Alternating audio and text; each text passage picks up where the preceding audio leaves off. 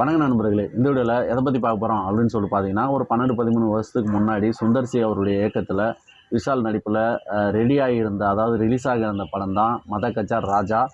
இந்த படம் 12-13 வருஷத்துக்கு அப்புறமா நிறைய பிரச்சனைகளால் தள்ளி போய் 12-13 வருஷத்துக்கு அப்புறமா அந்த படம் ஜனவரி 12, 2025 இந்த பொங்கலுக்கு ரிலீஸ் ஆகிருக்கு. இந்த படத்துடைய ரிவ்யூ தான் இந்த வீடியோவில் நம்ம பார்க்க போகிறோம். மதகஜா ராஜா இந்த படத்தில் விஷால், வரலட்சுமி சரத்குமார், அஞ்சலி, சந்தானம், அதுக்கப்புறம் சடகோபன் ரமேஷ்னு சொல்லி நிறைய நட்சத்திரங்கள் இந்த படத்தில் நடிச்சிருக்கிறாங்க. இந்த படத்தை சுந்தர் சி டைரக்ஷன் பண்ணியிருக்கிறாரு. இந்த படத்துக்கு விஜய் ஆண்டனி மியூசிக் போட்டிருக்காரு. ஜெமினி சர்க்கியூட் இந்த படத்தை தயாரிச்சிருக்கிறாங்க. அந்த தயாரிப்பாளர் இறந்துட்டார். ஸோ 12 வருஷத்துக்கு அப்புறமா அந்த படம் இப்போ ரிலீஸ் ஆகிருக்கு. இந்த படத்தோடைய ஒன்லைன் என்ன அப்படின்னு சொல்லிட்டு பார்த்தீங்கன்னா, ஒரு கிராமத்தில் ஒரு ஏட்டாக இருக்கிறவர் தான் சுந்தரராஜன். ஸோ அவருடைய மகன் தான் விஷால். ஸோ சுந்தரராஜன் கிட்ட ஒரு பழைய கைதி ஒருத்தரை பாதுகாக்க சொல்லி ஒரு விஷயம் வருது. ஏன்னா அவருக்கு கொலை மிரட்டல் இருக்கிறதால இவர் பாதுகாக்க சொல்கிறாங்க. அவர் வயசானவர்ன்றதால தன்னுடைய பையன் கேபிள் வேலை செய்கிறாரு விஷால். ஸோ அவர்கிட்ட சொல்லி அவரை காப்பாற்ற சொல்கிறாரு. ஸோ காப்பாற்றி அவருக்கு தொடர்ந்து திரட்டிங் இருக்கிறதால அவங்கள கூப்பிட்டு போய் வீட்டில் வச்சிட்ருக்காங்க. அவங்க வீட்டிலே தங்க வச்சுக்கிறாங்க. விஷால் வீட்டில் அவருக்கு ஒரு பொண்ணு இருக்கிறாங்க. அவங்க தான் அஞ்சலி. ஸோ அப்படி இவங்க முதல்லேருந்து பார்க்கும்போதே 2 பேருக்கும் காதல் வயப்படுறாங்க. ஸோ அதனால் விஷால் அவர்கள் அஞ்சலியை லவ் பண்ணுறாங்க. ஆனால் இந்த மேட்ரு சுந்தரராஜனுக்கு தெரிஞ்சு அவங்க ஒத்துக்க மாட்டுறாங்க. அவங்கள வீட்டை விட்டு துரத்திடுறாங்க. இது விஷாலுக்கு தெரிஞ்சு அவர் தேட முயல்றாரு. தேடி பார்க்குறாரு, எங்கேயுமே கிடைக்கல. அதுக்கப்புறம் கிடைச்சாங்களா இல்லையா, என்ன தான் நடந்தது அப்படின்றது அந்த படத்துடைய மொத்த கதை. 12 வருஷத்துக்கு முன்னாடி எடுக்கப்பட்ட இந்த படம் எப்போவுமே ரொம்ப ஃப்ரெஷ்ஷாக இருக்குது அப்படின்னு சொல்லலாம். ஃப்ரெஷ்ஷாக இருக்குதுன்னா கண்டென்ட் வாரியாக ஃப்ரெஷ்ஷாக இருக்குது. ஒரு டைமில் இது ஒரு பழைய படத்தை நம்ம டிவிலையோ எதுலையோ பார்க்குற ஒரு ஃபீல் கண்டிப்பாக இருந்தது. புது படம் இல்லை அப்படின்றது நம்மளுக்கு அது நிறைய சீனில் காட்டி கொடுத்தது. நிறைய சீனில் கொஞ்சம் இருட்டு மயமாக இருந்ததுலாம் நம்ம கண்கூடாக பார்த்தோம்.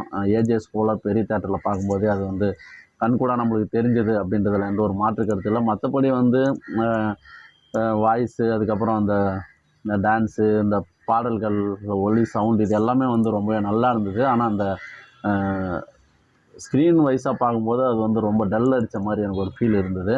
அதே போல் நம்ம இந்த படத்துக்குள்ளே வந்துடுவோம். விஷால் அவர்களுக்கு மிகச்சிறந்த ஒரு கம்பேக்கான ஒரு படம் இது. ஆனால் 12 வருஷத்துக்கு முன்னாடி கம்பேக் வர வேண்டியது இவ்வளோ வருஷத்துக்கு அப்புறம் அது கம்பேக் ஆகிருக்கு அப்படின்னு சொல்லலாம். அதுவும் இதற்கு இந்த ஆடியோ லான்ச்சுக்கு தான், அதாவது இந்த ட்ரெய்லர் லான்ச்சுக்கு தான் விஷால் அவர்கள் வந்தார். ஸோ ரொம்பவே மைக்கை பிடிக்கவே ரொம்ப உதறிக்கிட்டு ஒரு மாதிரி இருந்தார். எப்படி ஆக்ஷன் ஹீரோவாக 6 பேக் வச்சுருந்த ஒரு விஷால் இப்படி ஆகிட்டாருன்னு சொல்லி நிறைய மீடியாக்களில் அவரை பற்றின நியூஸ் 2-3 நாளாக போயிட்டு இருந்தது. என் படம் ரிலீஸ் ஆகிற வரைக்குமே அந்த நியூஸ் இருந்தது. அதுக்கப்புறம் பார்த்திங்கன்னா அதில் போய் பார்த்தா மனுஷன் இரும்பு மாதிரி வேறு லெவலாக நடிச்சிருந்தார். செமையாக டான்ஸ் ஆடிருந்தார்.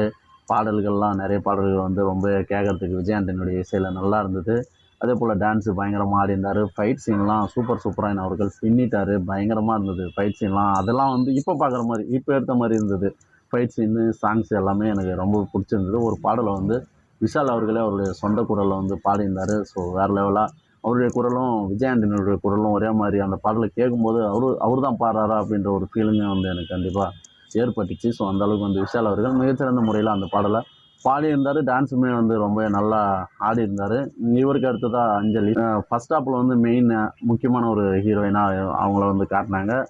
செகண்ட் ஹாப்லேயும் காட்டுவாங்க. அதுக்கப்புறம் பார்த்திங்கன்னா 2 ஹீரோயின் சப்ஜெக்டாக அந்த படம் அப்படி ட்ராவல் ஆகிடும். ஆனால் அஞ்சலிக்கு முக்கியத்துவம் இதில் கொடுக்கப்பட்டிருந்தது அப்படின்றது எந்த ஒரு மாற்று கருத்தில் அவங்களும் அதை சூப்பராக நடிச்சிருந்தாங்க. அந்த லவ் சீன்லாம் பக்காவாக பண்ணியிருந்தாங்க. அடுத்ததாக வரலட்சுமி சரத்குமார். ஸோ வரலட்சுமி சரத்குமார் ஹீரோனாக நடித்த ஆரம்ப காலத்து படம் இது. அப்போயே வந்திருந்தால் இவங்களுக்கு இந்த படமும் ஒரு பூஸ்ட்டாக இருந்திருக்கும். அவங்க இப்போ ரிட்டையர் ஆகி சினிமா விட்டே போய் கல்யாணம் பண்ணிட்டு போயிட்டாங்க. இப்போ வந்திருக்குது. ஸோ அவங்க இந்த படத்தில் டான்ஸு நல்லா ஆடிருக்கிறாங்க. கவர்ச்சியாகவும் நடிச்சிருக்கிறாங்க. சுந்தர் சி இவங்களையும் விட்டு வைக்கல. ஸோ இவங்களையும் ரொம்ப கவர்ச்சியாக காட்டியிருக்கிறாரு. ஒரு ஸ்டேஜுக்கு மேலாம் இவங்க ஏதோ இந்த கவர்ச்சி நடிக்கிற மாதிரியே நம்மளுக்கு தெரிஞ்சாங்க அப்படின்னு சொல்லலாம். ஸோ அந்தளவுக்கு அவங்க நடிப்பும் ரொம்ப நல்லா நடிச்சிருந்தாங்க. அதுக்கப்புறம் பார்த்திங்கன்னா நம்ம சந்தானம் அவர்கள். ஸோ சொல்ல வேணாம், அவரால் தான் இந்த படம் நிமிர்ந்து நிற்கிது அப்படின்னு சொல்லலாம். ஒரு சில டைம்லாம் அவர் தான் ஹீரோ அப்படின்ற மாதிரி நம்மளுக்கு தோணும்.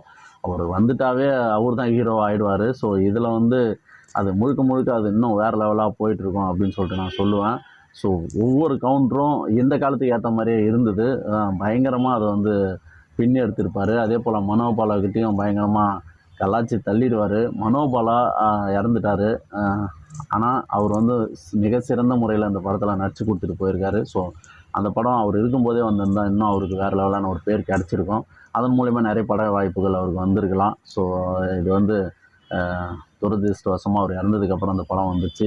ஸோ அவருடைய நடிப்பை வந்து யாராலையும் மறக்க முடியாது. ஸோ ஒரு பணமாகவே வந்து வாழ்ந்துட்டு போயிருப்பார். ஸோ பயங்கரமாக நடிச்சிருந்தார் மனோபாலா அவர்கள். அதுக்கப்புறம் சடகோபன் ரமேஷ் அவர்கள். ஸோ ஒரு சில படங்கள் ஹீரோ கூட பட்டாபட்டி ஏதோ ஒரு படத்தில் நடித்தார். அதே போல் நம்ம ஜெயம் ரவி அவருடைய படத்துலேயும் நடிச்சிருந்தார். அதெல்லாம் பெருசாக தோணாது நம்மளுக்கு இவருடைய கேரக்டர். ஆனால் இதில் வந்து சூப்பராக இப்போ இங்கே என்னடா நடக்குது அப்படின்னு சொல்லிட்டு கடைசி வரைக்கும் கேட்பார். ஸோ அவர் வந்து கேட்குறப்பெல்லாம் அந்த கவுண்டர் வந்து ரொம்ப நல்லா இருந்தது. அதற்கு நம்ம சந்தானம் அவர்கள் ரிப்ளை பண்ணும்போது அது இன்னும் சூப்பராக இருந்தது. ஸோ லொல்லு சபாவில் நடித்த இன்னொருத்தரும் நடிச்சிருந்தார். ஸோ அவர் கூட சந்தானம் அவர்கள் கலாய்க்கிற அந்த சீன்லாம் ரொம்ப நல்லா இருந்தது.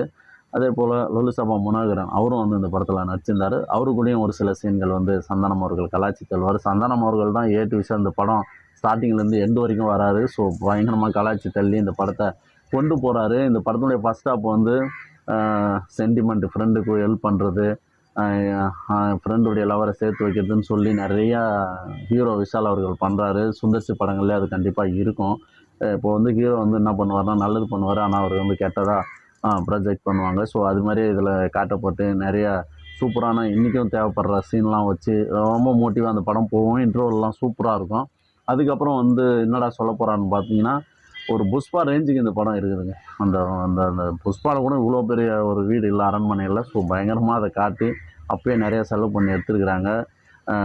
சோனு சூட் அவரும் வந்து மிகச்சிறந்த வில்லன். ஆனால் இதில் வந்து அவர் வந்து அப்படி கடைசி ஃபைட்டை தவிர்த்து அவரை வந்து ஒரு ஃபைட்டர் மாதிரியே காட்டாமல் அவரை ஏதோ பெரிய அதிகாரி மாதிரியே, பெரிய ஒரு மந்திரி மாதிரியே காட்டி அவரை வந்து முடிச்சிருப்பாங்க. ஆனால் அவர் வந்து ஃபஸ்ட்லேருந்தே அவருக்கு ஆக்ஷன் காட்சிகள்லாம் கொடுத்துருந்தா இன்னும் விருப்பம் இருந்திருக்கும். மிகச்சிறந்த வில்லனாக காட்டிட்டு அவர் வந்து அப்படி மேலோட்டமாக அவர் வந்து ஃபைட்டே பண்ணாத மாதிரி அவரை கொண்டு போயிடுவாங்க. அதுக்கப்புறம் இந்த கதையினுடைய போக்கு வந்து வேறு மாறும்போது அழுத்தம் வந்து குறைஞ்சிது. அதை வந்து இவங்க காமெடியால் சரி கட்ட முயற்சி பண்ணியிருக்காங்க மனோபாலை வச்சு. அது வந்து நம்மளுக்கு அந்த அழுத்தத்தை வந்து மறக்கடித்து இந்த காமெடி ரூட்டுக்கு நம்மளை திருப்பி விட்டுறாரு சுந்தர்சி அவர்கள். ஃபஸ்ட் ஹாப்பு மிகச்சிறந்த முறையில் இருந்ததால் அந்த செகண்ட் ஹாப்பில் இருந்த தொய்வுகள் நம்மளுக்கு வந்து இந்த காமெடி மூலமாக காணாமல் போயிருந்தால இந்த படம் வந்து கண்டிப்பாக இப்போ பார்த்தா பரவாயில்ல ஒர்த்து தான் அப்படின்னு சொல்லிட்டு நம்ம போயிடுவோம். ஆனால் இந்த படத்தை ஃபஸ்ட் ஹாஃப் மாதிரியே ஒரு செகண்ட் ஹாஃப்பையும் செதுக்கியிருந்தாலும் இன்னும் வேறு ஒரு தளத்துக்கு இந்த படம் போயிருக்கும் அப்படின்றதுல எந்த ஒரு மாற்று கருத்தும் இல்லை.